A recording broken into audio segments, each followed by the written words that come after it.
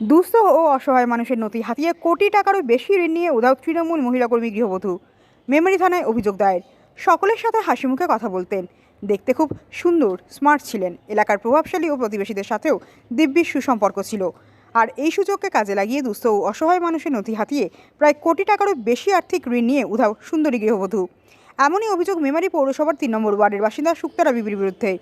অভিযোগ, ওই মহিলা মেমারি পৌরসভার 3 নম্বর ওয়ার্ডের সুলতানপুরে প্রায় 50 জনেরও বেশি দুস্থ ও অসহায় মানুষের নথি হাতিয়ে তাদের ভুল বুঝিয়ে বিভিন্ন বেসরকারি লোন প্রদানকারী সংস্থা থেকে লক্ষ লক্ষ টাকা লোন তোলা হয়, যার কিছু অংশ প্রকৃত গ্রাহকদের দেওয়া হলেও বাকি অর্থ নিজেই আত্মসাৎ করে বলে অভিযোগ।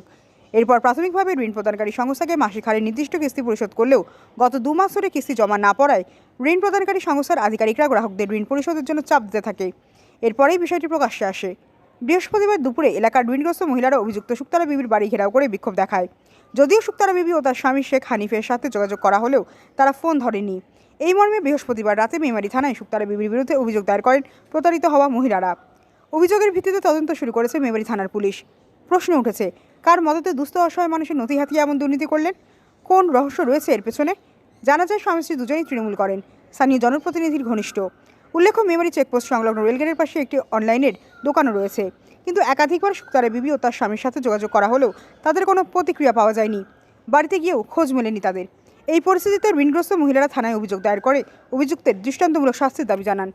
সেই সাথে আত্মসাৎকৃত অর্থ দ্রুত পরিশোধ করার কথাও বলেন। কিন্তু পাড়ার স্মার্ট সুন্দরী মহিলা অত্যন্ত সুকৌশলে যেভাবে বোকা বানিয়ে ঋণ নিয়ে উধাও, আদৌ কি অত সহজে ধরা দেবেন তিনি? যদিও প্রশাসনের উপর আস্থা রাখছেন অভিযোগকারীরা।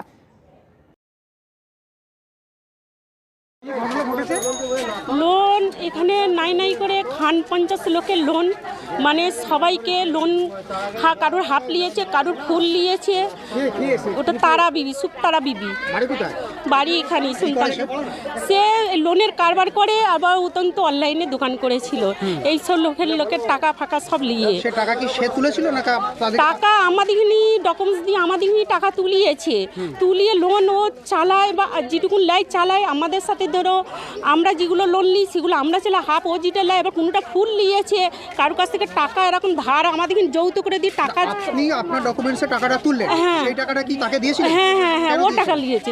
টাকাটা কেন দিয়েছি? টাকাটা আমাদের ধরুন ওর দরকার পড়েছে আমাদের বাড়ির কাছে, ভাবি আমাদেরকে এই টাকাটা আমি তুলে দেন, আমার এটা তুলে দাও না, আমি তোমার কিছুদিন পর টাকাটা ফেরত দেবো, তুমি লোনটা চাবে কি, হয়তো তোমার যে কদিনটা আমি তোমার টাকাটা দিচ্ছি না, আমি তোমার লোনটা চালিয়ে দিচ্ছি। এইরকম করে লোনেতে ভাগেতে করতে করতে নাইকে খান আমার কাছে খান সাথে লোনেতে জড়িয়ে গেছে।